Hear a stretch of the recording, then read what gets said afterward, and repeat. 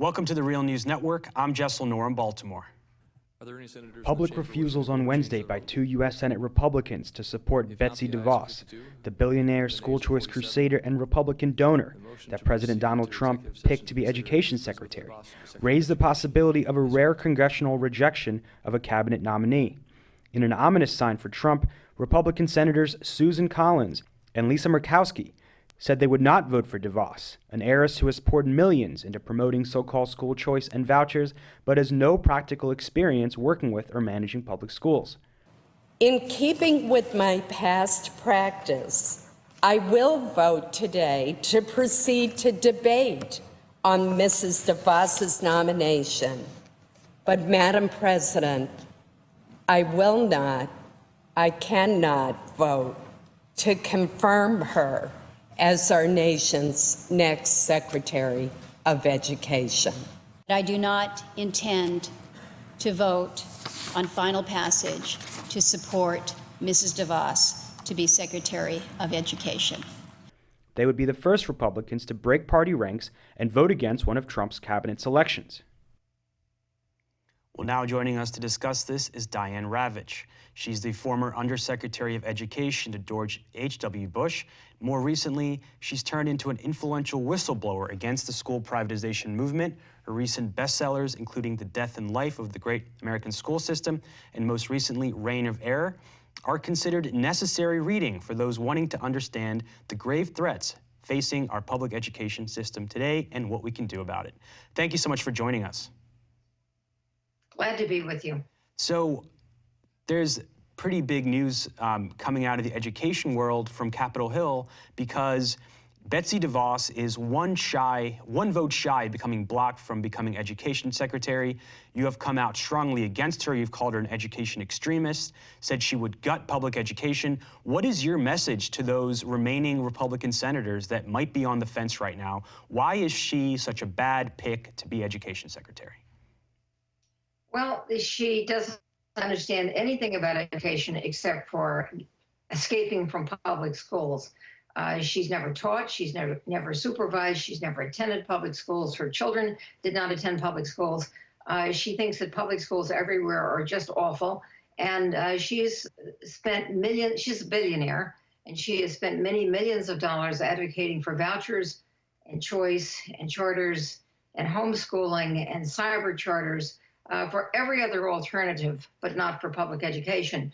She spent millions on political campaigns to advocate for choice and also to fund the campaigns of very extremist right-wing Republicans who are opposed to public education. So when she went before the Senate to be interviewed before the Senate committee, she showed absolute ignorance of federal law and federal policy and federal programs. She was asked about the law that protects the rights of children with disabilities, and she said, well, that would be up to the states. And one of the Democratic senators pointed out that it's not up to states to decide whether to obey a federal law. She had no idea that IDEA, the Individuals with Disabilities Education Act, is a federal law. It's not something that states can choose to abide by. So she knows nothing other than to be a lobbyist for choice. And being a billionaire, she's lived in a bubble all her life and knows nothing about public education, does not understand the history of it, the importance of public education and a democracy.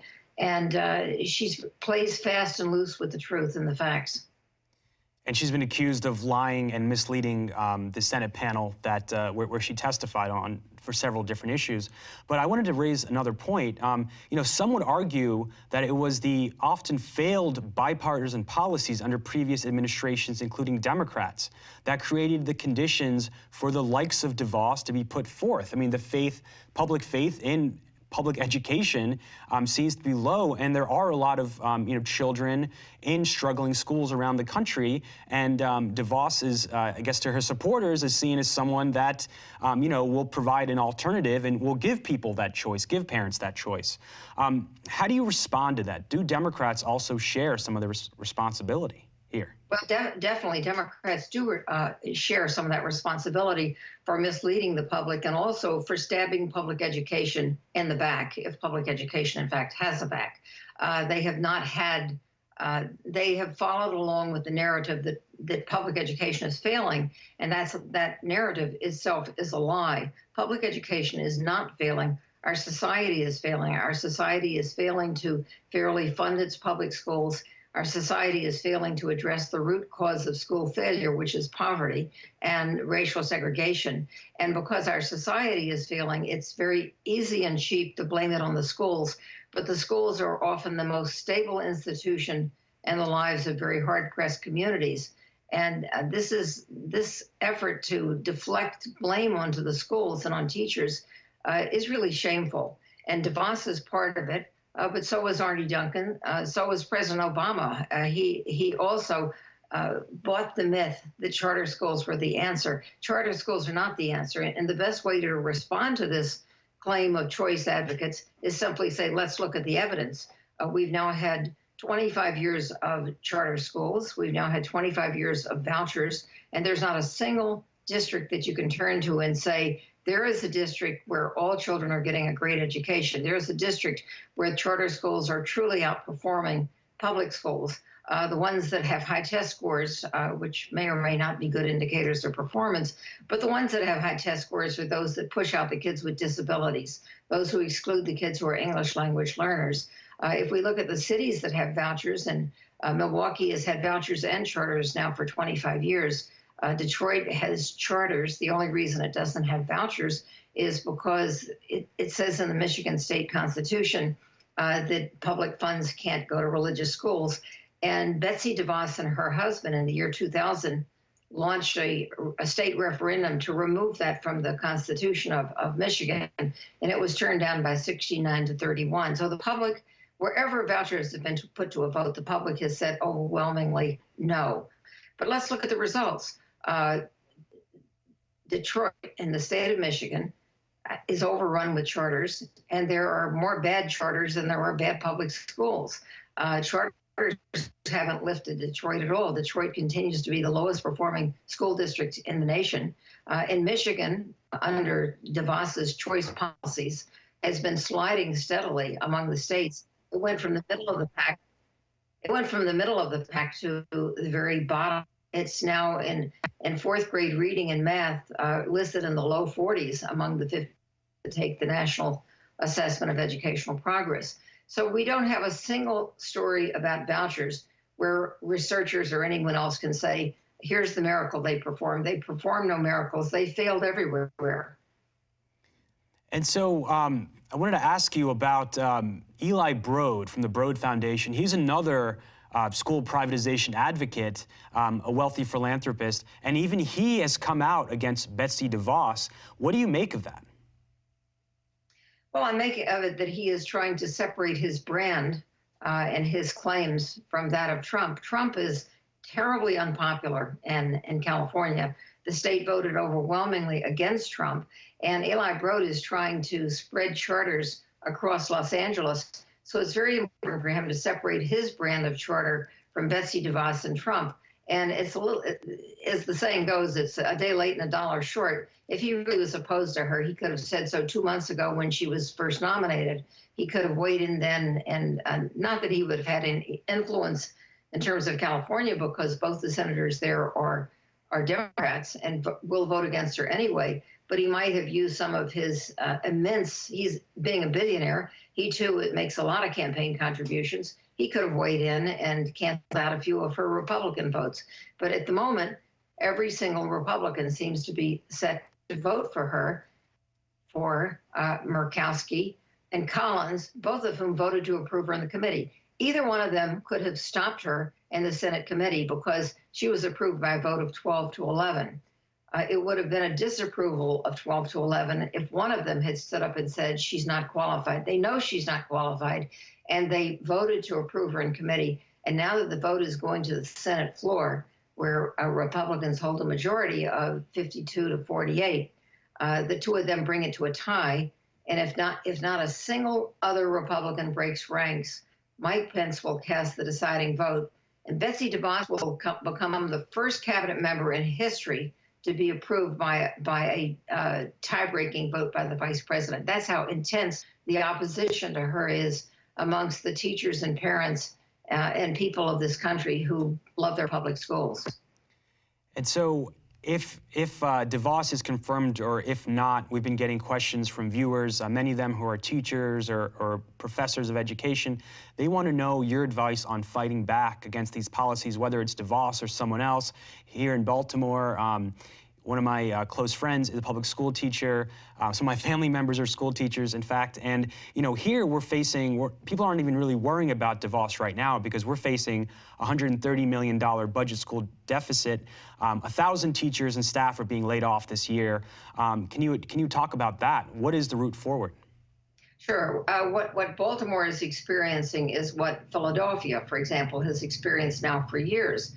What Detroit has experienced for years, which is the deliberate defunding of urban schools in order to create a demand for school choice. The Republican leadership in Pennsylvania did this and starved the Philadelphia school district to the point where they didn't even have the bare essentials, and charter operators moved in very quickly to scoop up their schools and bring in lots of private funding so that the charters could be more attractive, have smaller class sizes, have the arts, have everything that public schools can't offer. This is what's happening to Baltimore, what has happened in Philadelphia, what's happened in Detroit, and what is happening in more and more urban districts is part of this effort to privatize public education. And the only way to stop it literally is by protesting, by demonstrating, by going to the people in power. I mean, I think that Maryland has a particular problem because it elected a Republican governor, and he has appointed a Republican state board of education. So the centers of power are perfectly willing to starve the city of Baltimore public schools because it will advance the Republican goal of destroying public education. It's really terrible because public education is an essential foundation stone of our democracy. And we know from what's happened over the last 25 years, vouchers and charters are highly segregated. They increase segregation in society as well as in the schools, and they don't produce better results. So we will be offered substitutes for public education that will literally destroy communities, and they will claim that they empower parents, but the great secret behind privatization is that it's the schools that choose the students. The students do not choose the schools. You may apply to a voucher school, you may apply to a charter school, and the school decide whether they want your child or not. That's not school choice as it's being sold. It's being sold as propaganda. It's a deception.